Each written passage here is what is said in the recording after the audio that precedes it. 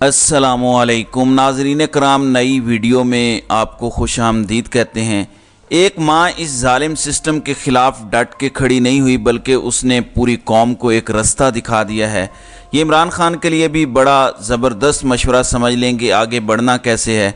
अब ये बात आप यकीन से कह सकते हैं कि इमरान खान को किसी सूरत भी इलेक्शन जब भी हों कम अज़ कम उन्हें अहल नहीं रहने दिया जाएगा, उनको ज़ाती हैसियत में इलेक्शन नहीं लड़ने दिया जाएगा। उनके जो उम्मीदवार होंगे उनको भी तंग किया जाएगा, किसी को अगवा करके वफादारी तब्दील की जाएगी। लेकिन एक रास्ता दिखा दिया है माँ जी ने।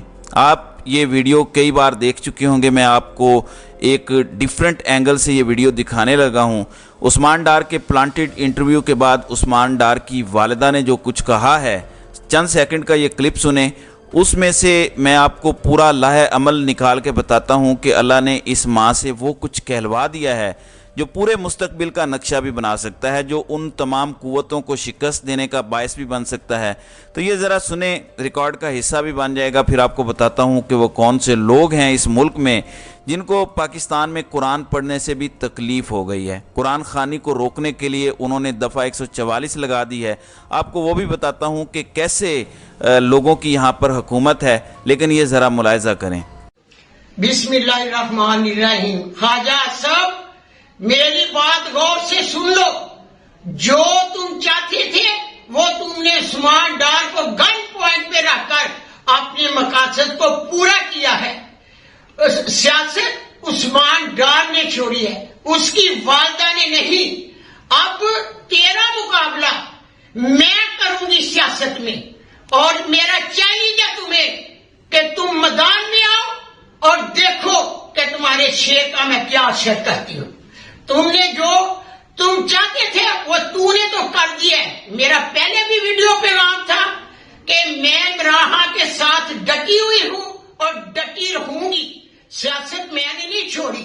अब मैदान में आओ तो देखो क्या होता है। जी नाज़रीन इकराम, ये बहुत ज़बरदस्त आइडिया है।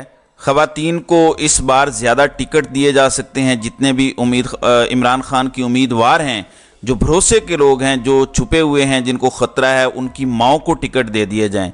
जब हालात बेहतर हो जाएं, हुकूमत आ जाए, तो सीट छुड़वा के बेटे दोबारा इलेक्शन लड़ सकते हैं। ये कोई बड़ी बात नहीं है। इस टाइम फस्तायत से मुकाबला है, जुल्म से मुकाबला है, जबर से मुकाबला है।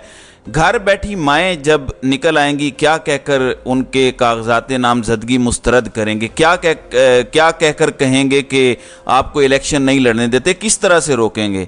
तो इमरान खान ने ज़्यादातर टिकट वकला को देने का फ़ैसला किया है। तो एक जानिब वकला होंगे जिनकी जांच पड़ताल बेशक इमरान खान जेल में हों वो खुद करेंगे। जैसे भी होगा, बातों के ज़रिए भी बताया जा सकता है, हल्का वार पोजीशन भी बताई जा सकती है, बाहर सर्वे कराया जा सकता है। ये कोई मुश्किल काम नहीं है और डाटा इमरान खान को बताया जा सकता है। सो वो उम्मीदवारों को चूज़ कर सकते हैं।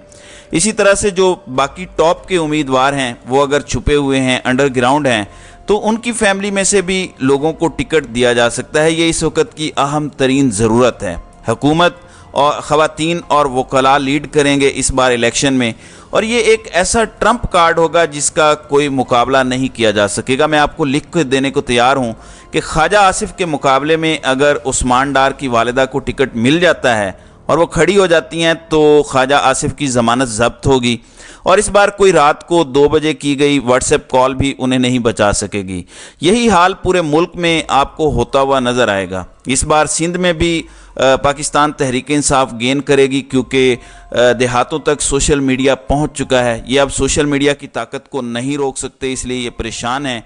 और मैं आपको बता दूं कि इनकी परेशानी कहां से वाज़ेह है।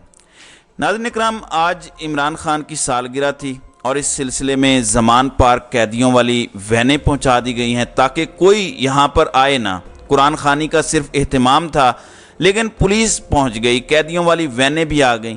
ये किस लिए किया जा रहा है, किस चीज़ का खौफ है? ज़रा ये देखें, मैं आपको बताता हूँ कि लोग सिर्फ करना क्या चाह रहे हैं। ये है वो कौम की माएँ, बहनें, बेटियाँ जो सिर्फ इमरान खान के लिए कुरान खानी कर रही हैं। सिर्फ ये काम करना था। इस पर भी लोगों को डराने के लिए कि कोई ना आए, कैदियों वाली वैनें लेकर पुलिस पहुंच गई है लोगों को डराने कि कुरान पढ़ने भी कोई ना आए। ناظرین اکرام، مجھے لگتا ہے کہ کوئی یزید کے پیروکار پاکستان پر مسلط ہو گئے ہیں جن کو اللہ کے دین کا نام لینے والا عمران خان بھی پسند نہیں ہے، جن کو ناموس رسالت کا مقدمہ لڑنے والا عمران خان پسند نہیں ہے، اور اس سے اسی لیے بغض رکھتے ہیں کہ یہ ہر جگہ کیوں اسلام کی بات کرتا ہے، یہ کیوں ہر جگہ اللہ کے دین کو لے کر آتا ہے۔ ناظرین اکرام، ایسے لگتا ہے کہ کچھ ایتھیسٹ ہیں جو پاکستان پر اس ٹائم قابض ہو چکے ہیں اور کسی قسم کے مذہب کو ماننے کو تیار نہیں ہیں۔ یہی صورتحال لگ رہی ہے، اور ان کی تمام حرکتیں دیکھ لیں آپ تو آپ کو نظر آئے گا کہ یہی ہو رہا ہے پاکستان میں اس وقت۔ دیکھیں، بادشاہ تو یزید بھی بن گیا تھا، بادشاہت میں بھی فرق ہوتا ہے، تو بادشاہ یزید بھی بنا، لیکن حضرت عمر بن عبدالعزیز کو لوگ یاد کرتے ہیں۔ تو ڈیپینڈ کرتا ہے کہ بادشاہ بن کے آپ نے کیا کیا۔ بادشاہت مل جانا کوئی انعام نہیں ہے، یہ انعام ہو بھی سکتا ہے، یہ سزا بھی ہو سکتی ہے، کیونکہ جتنی زیادہ طاقت اتنی زیادہ پکڑ۔ اب دیکھنا یہ ہے کہ انہیں ہوش آتا ہے یا نہیں آتا۔ ناظرین اکرام، عمران خان کی توشہ خانہ کیس میں فیصلے کو معطل کرنے کی درخواست دائر کر دی گئی ہے۔ آپ کو پتہ ہے کہ عمران خان کی سزا معطل ہوئی ہے، فیصلہ معطل نہیں ہوا۔ یہ کیوں کیا جا رہا ہے؟ میری جو انڈرسٹینڈنگ ہے وہ یہ ہے کہ اگر سزا معطل ہو تو نااہلی ختم نہیں ہوتی، لیکن اگر فیصلہ معطل ہو گیا تو نااہلی بھی معطل ہو جائے گی، یعنی عمران خان پھر اگلا الیکشن لڑ سکیں گے۔ دوسری طرف جج ابوالحسنات ذوالقرنین ایک لمبا سا ڈائلاگ مارتے ہیں۔ ثاقب بشیر نے اس کو پورا رپورٹ کیا ہے، تو میں آپ کو بتاتا ہوں کہ جس طرح انہوں نے رپورٹ کیا ہے، وہ کہتے ہیں میں پریس کانفرنس نہیں کر سکتا، جرم کیا ہے تو سزا ہوگی، نہیں کیا تو بریت ملے گی۔ یہ جج ابوالحسنات ذوالقرنین اور پی ٹی آئی کے وکیل شیراز رانجھا کے درمیان ایک دلچسپ مکالمہ ہے، یہ ذرا ملاحظہ کریں، اس سے آپ کو جج صاحب کا مائنڈ سمجھ آ جائے گا کہ وہ فیصلہ تو دینے جا رہے ہیں اس کیس میں۔ لکھتے ہیں کہ پی ٹی آئی وکیل نے عمران خان کو اڈیالہ جیل منتقلی کی دائر درخواست پر غلطی کا اعتراف کر لیا۔ عمران خان کو بتائے بغیر اٹک سے اڈیالہ جیل منتقل کیا گیا، اٹک سے اڈیالہ جیل منتقل ہی نہیں کرنا چاہیے تھا، یہ وکیل نے اعتراف کر لیا ہے۔ اڈیالہ جیل کے حالات سازگار نہیں، ماحول اٹک جیل سے بہت مختلف ہے۔ اڈیالہ جیل میں 2200 ملزمان کی گنجائش ہے، لیکن 7000 قیدی رکھے ہوئے ہیں۔ درجن مرغیوں کے دڑبے میں 32 مرغیاں ہوں گی تو کیا حالات ہوں گے۔ اٹک جیل میں عمران خان سے آمنے سامنے باتیں ہوتی تھیں، اڈیالہ میں تو حالات ہی مختلف ہیں۔ اڈیالہ میں بہت رش ہے، اٹک جیل میں سکون تھا۔ میں نے اٹک جیل میں لائبریری، ورزش، اخبار کی سہولیات چیئرمین پی ٹی آئی کو دی تھیں، یہ جج کہہ رہا ہے۔ جیل منتقلی کا خام خواہ تماشا بنایا گیا، اڈیالہ جیل میں کوئی کہانی ہی نہیں۔ میں کل ڈپٹی سپرنٹینڈنٹ اڈیالہ جیل کے دفتر بیٹھا تھا، میرے سامنے سے 70 ملزمان گزرے، میری تو پٹرول کی پوری ٹینکی لگتی تھی، لیکن اٹک جیل میں سماعت آسانی سے ہوتی تھی۔ نوٹ کر لو سب، شکر ہے آپ اڈیالہ جیل منتقلی کے حوالے سے غلطی مانے تو صحیح۔ اگر سائفر کیس کا ٹرائل چلانا ہے تو بتائیں، نہیں چلانا تب بھی بتائیں، ٹرائل کے لیے وافر وقت دے رہا ہوں۔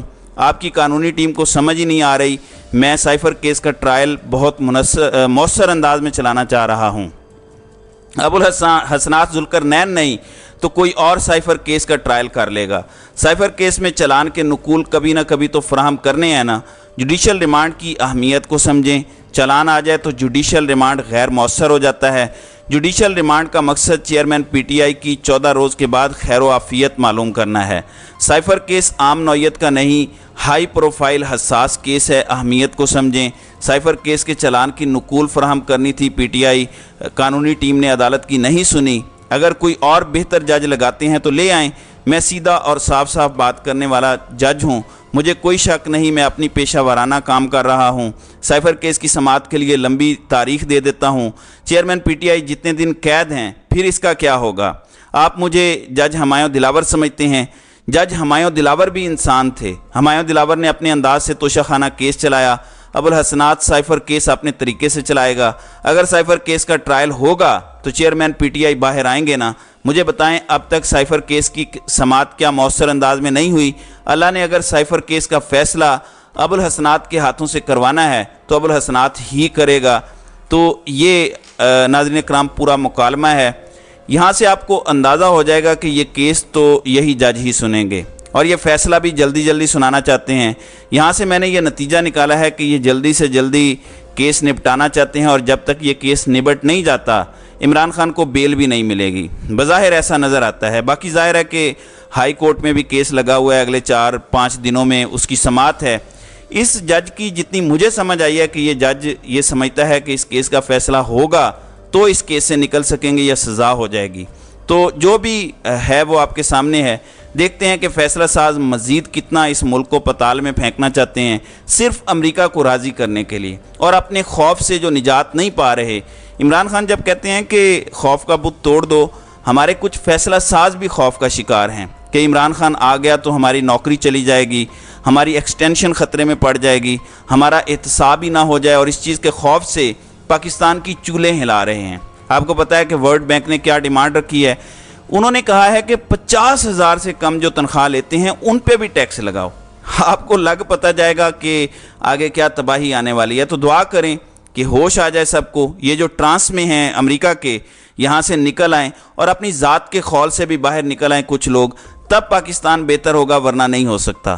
تو ناظرین اکرام، آپ کی اس ویڈیو کے حوالے سے کیا رائے ہے؟ آپ اپنی رائے کا اظہار کامنٹ سیکشن میں ضرور کیجئے گا۔